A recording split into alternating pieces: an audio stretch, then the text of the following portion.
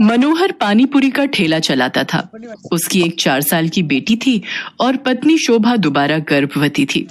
मनोहर का परिवार बढ़ रहा था।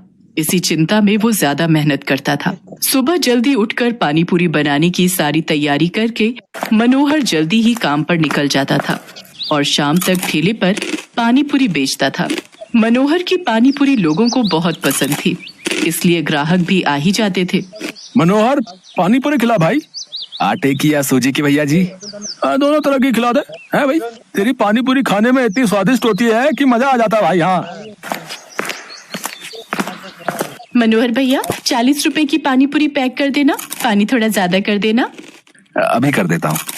आने जाने वाले लोगों की नजर मनोहर के ठेले पर पड़ी जाती थी और पानीपुरी तो एक ऐसी चीज है जिसे देखकर मुंह में पानी आ ही जाता है। इसलिए लोग उसके ठेले पर रुककर पानीपुरी खाते और आगे बढ़ते। पर कुछ दिनों से मनोहर के ठेले पर भीड़ आनी कम हो गई थी, क्योंकि मानसून आ गया था और रोजाना ही तेज बारिश आ जाती थी। इसलिए लोग सड़क पर कम रुकते थे। बिक्री पर असर होने से मनोहर की रोजी रोटी पर भी असर पड़ा था। ये लो, रोटी खा लो। शुभा, क्या बात है? चिंता में दिखाई दे रही हो। पूजा कहाँ है? दिखाई नहीं दे रही। वो पड़ोस वाली माला के घर खेलने गई है। वो शरद बाबू आए थे, मकान का किराया मांग रहे थे। बोल रहे थे 15 दिन ऊपर हो गए हैं, उन्हें अगले हफ्ते तक किराया चाहिए, नहीं तो हमें ये घर खाली करना पड़ेगा। उन्हें हमसे ज्यादा किराया देने वाले किराएदार मिल रहे हैं। अरे तू चिंता मत कर। इस हालत में तू चिंता करेगी तो बच्चे पर भी असर पड़ेगा। मैं शरद जी को कल बोल दूंगा, वो मुझे कुछ दिन की मोहलत और दे देंगे। मनोहर शोभा को तसल्ली दे देता है, पर वो खुद ही बहुत परेशान था, क्योंकि उसी शाम जब वो काम से लौट रहा था तो लोगों में बारिश और तूफान को लेकर चर्चा बनी हुई थी।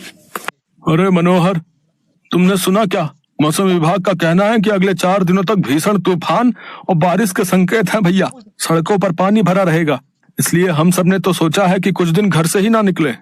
तुम ठीक कह रहे हो भैया, 2-4 दिन अब घर पर ही आएंगे। वैसे भी मेरी अच्छी खासी बिक्री हो जाती है, पर डर भी तो है बारिश में अगर बाढ़ आ गई तो, सड़कों पे पानी भर गया तो, है घर नहीं लौट पाए तो। मैं तो सोचकर ही घबरा रहा हूँ भैया। चलो भाई चलो, समय से घर चलते हैं भैया। मनोहर उस शाम को हुई इस बात के बारे में सोच सोच कर करवट बदल रहा था। उसे समझ नहीं आ रहा था कि वो अगले दिन जाए या नहीं, पर उसे मकान का किराया भी चुकाना था। इसलिए वो मकान मालिक शरद से बात करने जाता है। शरद जी, मैं अगले महीने तक आपको किराया दे दूंगा। अभी बारिशों का सीजन है तो काम बिल्कुल भी नहीं है। देख मनोहर, मैंने घर किराए पर देने से पहले ही ये शर्त रखी थी कि मुझे किराया समय पर चाहिए, पर तू हर बार ही किराया लेट कर देता है। अब मैं और देर नहीं कर सकता।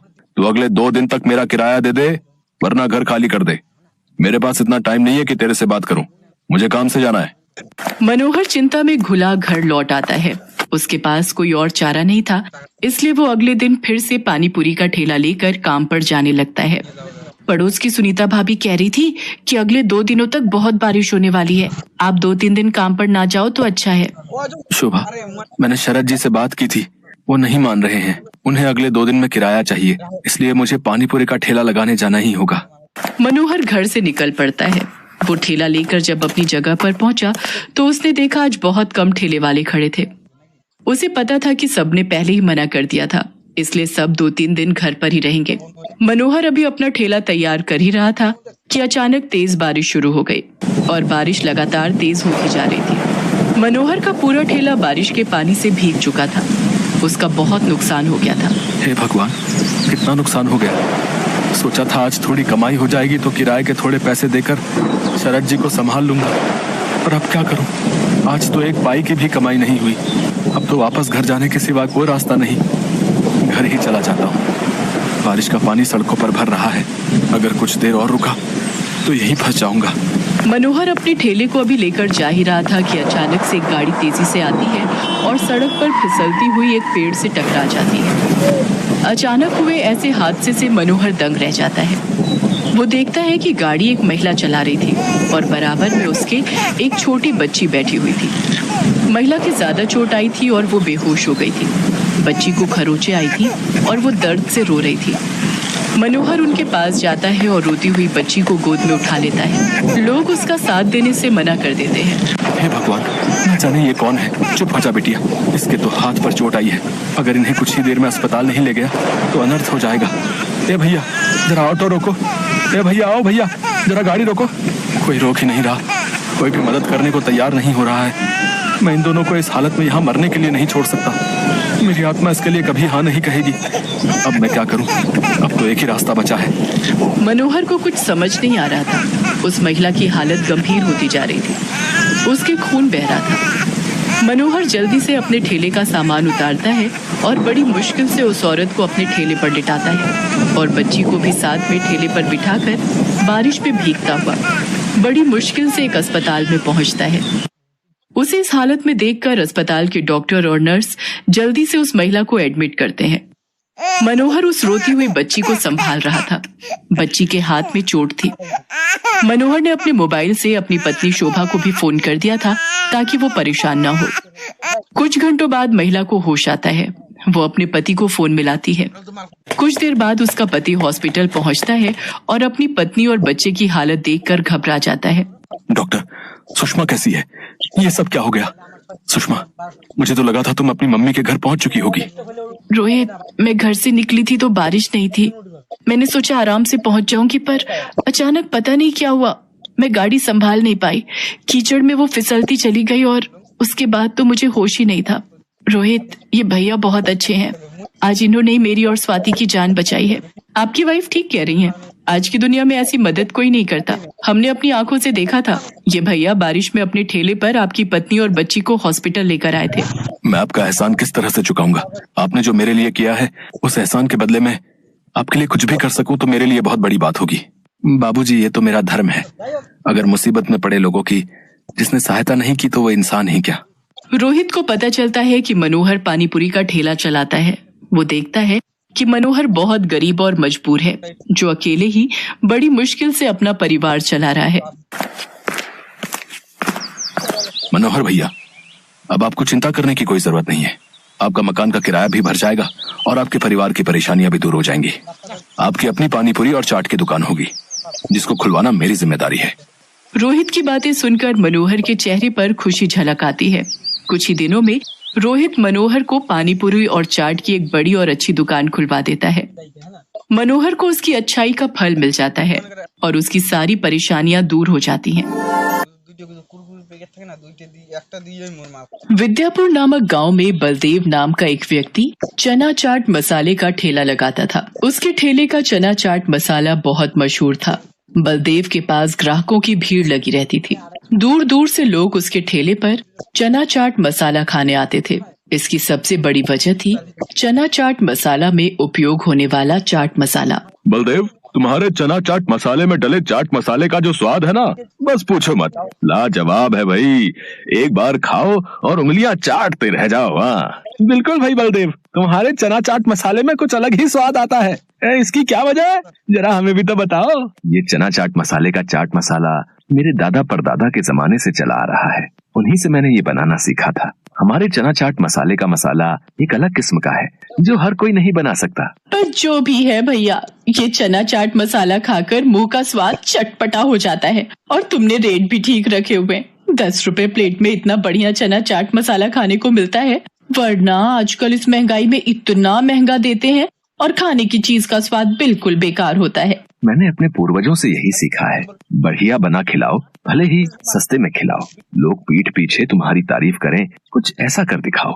लोग बलदेव की बात को सुनकर बहुत खुश होते हैं, और हो भी क्यों ना, 10 रुपए में उन्हें इतना बढ़िया चना चाट मसाला खाने को जो मिल जाता था। इसी तरह से लोग आते और बलदेव के चना चाट मसाले की तारीफ करते। ऐसे ही एक दिन बलदेव जब अपने ठेले पर काम कर रहा था, एक बूढ़ा व्यक्ति बलदेव के ठेले पर आया और उससे बोला, भैया मैं बहुत दूर से आया हूँ, मैं बहुत परेशानी की हालत में हूँ। मेरी पत्नी का कुछ वर्ष पहले ही देहांत हो चुका है और मेरे बेटा बहू ने मुझे घर से निकाल दिया। तब से मैं दर दर भटक रहा हूँ। क्या मुझे तुम्हारे पास कोई काम मिलेगा? अरे बाबा, आप परेशान मत होइए, आपको मेरे पास काम, रहना, खाना, पीना सब मिलेगा। आप यूँ हाथ मत जोड़िए। तुम्हारा बहुत बहुत शुक्रिया बेटा, तुमने मेरी इतनी बड़ी सहायता कर दी। मुझ दर दर भटकते बूढ़े आदमी को सहारा दे दिया। उस दिन से वो बूढ़ा व्यक्ति बलदेव के पास ही रहने लगा। बलदेव चना चाट मसाले का मसाला बनाते वक्त अपना दरवाजा बंद रखता था, ताकि कोई उसे मसाला बनाते वक्त देख न पाए। पर बूढ़ा व्यक्ति चोरी से बलदेव को चाट मसाला बनाते हुए देख लेता था। बूढ़े व्यक्ति को बलदेव के पास रहते हुए 1 महीना भी हो चुका था। एक दिन, बलदेव, अब मुझे तुम्हारे पास नहीं रहना, मैं यहाँ से जा रहा हूँ। क्या हुआ बाबा, आप यहाँ से क्यों जाना चाहते हो? क्या आपको यहाँ पर कोई परेशानी है? मैं तो तेरे पास चालाकी से आया था। मैं तो तेरी चना चाट मसाले में इस्तेमाल होने वाली मसाले की विधि जानना चाहता था और वो मुझे पता चल गई है। अब मेरा यहाँ कोई काम नहीं है, मेरा काम हो चुका है। वास्तव में वो एक जवान लड़का था जिसने बूढ़े व्यक्ति का भेष बना रखा था। तुम बूढ़े नहीं हो, तुम कौन हो? मेरा नाम रोशन है। मैं तो तुम्हारे पास चालाकी से आया था। अब मैं तुम्हारे ठेले के सामने ही अपने बनाए चना चाट मसाले का ठेला लगाऊंगा और देखना, कुछ ही दिनों में मैं तुम्हारा ठेला बंद करवा दूंगा। ठीक वैसा ही हुआ जैसा रोशन ने बोला था। अगले दिन ही रोशन ने बलदेव के ठेले के सामने अपना चना चाट मसाले का ठेला खोल लिया। उसने प्लेट के दाम 5 रुपए रखे थे। अब 10 रुपए की जगह जब 5 रुपए में वही चीज खाने को मिल रही हो तो ग्राहक तो वहीं जाएंगे। भैया जरा चना चाट मसाले की 1 प्लेट देना। ये लो भैया, अभी बना कर देता हूँ। तुमने दाम तो बहुत सस्ते रखे हैं, 5 रुपए। सामने बलदेव के ठेले पर तो 10 रुपए में मिलता है। अरे आप मेरे ठेले पर एक बार खाओगे तो सामने बलदेव के ठेले का चना चाट मसाला भूल जाओगे। ये लो, आप दोनों की प्लेट तैयार है। छी छी, इतना बुरा चना चाट मसाला मैंने आज तक नहीं खाया, बिल्कुल बेस्वादी। इतना घटिया चना चाट मसाला तो मैंने भी नहीं खाया। कितना बेकार बनाया है, मुझे तो गुस्सा आ रहा है।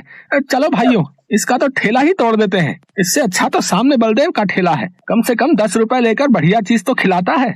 हाँ, इसका ठेला ही तोड़ दो। हाँ, तुम सोच रहे होगे ना रोशन, आखिर तुम्हारे चना चाट मसाले में वैसा स्वाद क्यों नहीं आया जैसा मेरे चना चाट मसाले में आता है? वो इसलिए क्योंकि मैंने तुम्हें एक दिन चोरी से मुझे चना चाट मसाला बनाते हुए देख लिया था।